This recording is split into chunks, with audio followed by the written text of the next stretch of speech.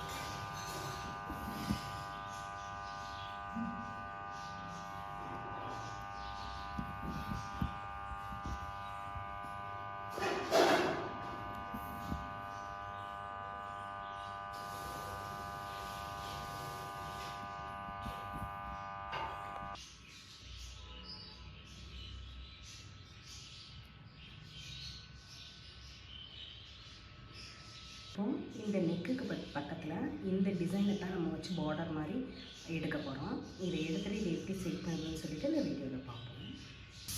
இப்போது இந்த டிசைன் எல்லாத்தையும் அவுட்லைன் பண்ணியிருக்கு. இங்கே 2 கலர் மாறி மாறி வந்ததுனால இங்கேயும் 2 கலர் மாறி மாறி போடுறோம். ஃபஸ்ட்டு இதை வந்து நம்ம அவுட்லைன் பண்ணிக்கலாம் கம்ப்ளீட்டாக.